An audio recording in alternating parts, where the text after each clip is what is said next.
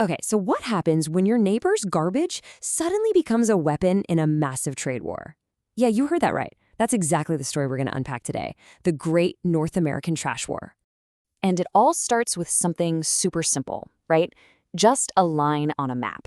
You know the one, that long, famously friendly border between the United States and Canada. But here's the thing, this story isn't really about the border. It's about what's constantly crossing it. I'm talking every single day. A huge convoy of hundreds of tractor trailers, just packed to the gills, rumbling south from Ontario straight into Michigan. So what are they hauling? Well, the official term is municipal solid waste, but really it's just stuff. You know, all the everyday things we throw out. Cardboard boxes, old couches, leftover food, busted up drywall. To put it simply, it's garbage. Lots and lots of garbage. But what if this whole river of trash is actually a story about something way bigger? What if it's really about money and global politics and this incredible high-stakes power struggle playing out between two allies? Well, that's exactly what's going on, and we're going to break it all down. All right, Section 1, a landfill fight ignites. So to really get this, we have to zoom in. Our story really kicks off in this small community, Dresden, Ontario. And it's here that a local fight over a landfill has basically become ground zero for this huge international mess. And let me tell you, the people there are not happy. The opposition is intense, and they are completely united. This quote from the local government says it all. They are gearing up for a serious fight. So you've got to ask, what's in this proposal that has everyone so fired up? Okay, so the plan comes from a company called York One, and the scale of this thing is just staggering. They want to reopen an old landfill and make it way, way bigger. Big enough to take in trash from all over Ontario. We're talking up to 600 trucks rolling in every single day. But here's the real kicker, the part that's causing the outrage.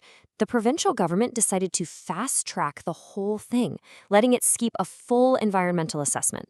Yeah. Which brings us right back to that big central question. How on earth does a local fight over a dump in a small town blow up into a full-blown international trade crisis? Well, to figure that out, you've got to do two things. Follow the money and follow the trash. So that leads us to our next section, the Great Garbage Migration. And to really get what's happening, you have to understand that this isn't just about one landfill in Dresden. Nope.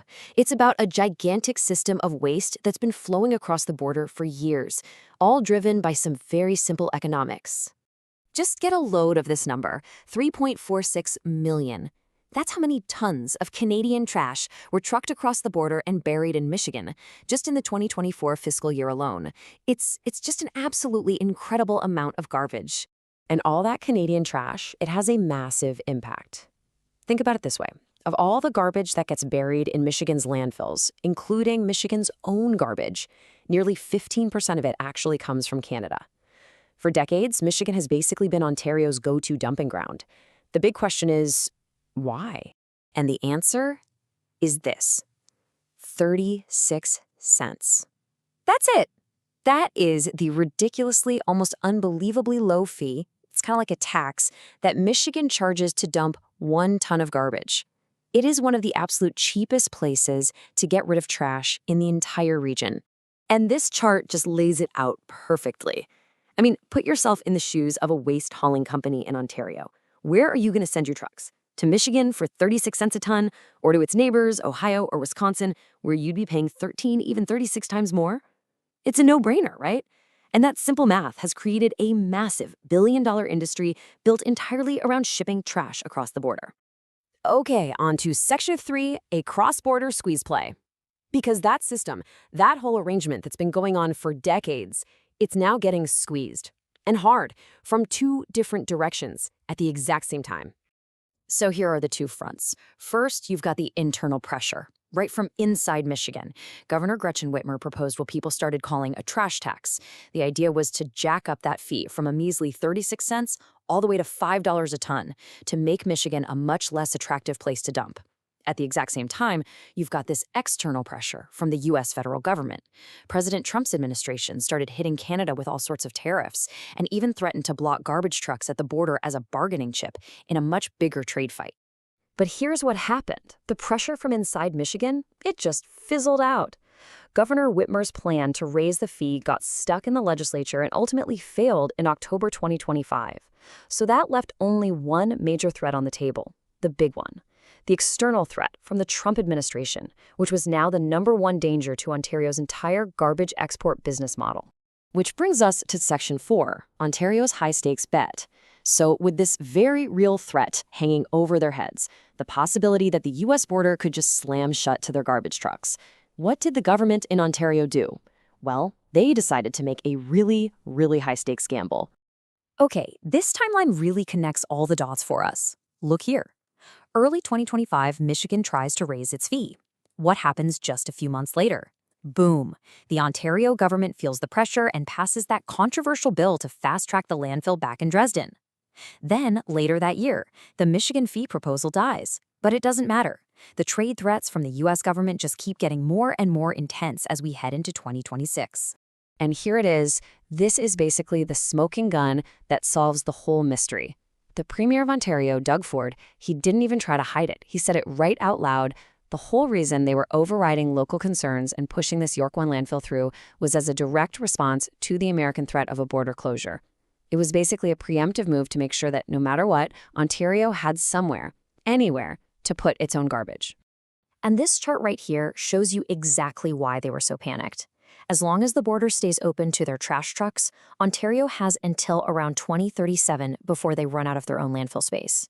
But if that border closes, the crisis clock jumps forward 3 whole years. They'd be facing a complete garbage catastrophe by 2034. They'd have nowhere to put it. So that brings us to our final section, the ticking trade clock. Because right now, we're in this really precarious situation with a ticking clock that could seriously blow up the entire trade relationship between the U.S. and Canada. And believe it or not, garbage is sitting right at the heart of it all. And the single biggest threat looming on the horizon is something called the USMCA Sunset Review. Basically, on July 1st, 2026, the entire free trade deal between the U.S., Mexico, and Canada is up for a mandatory review.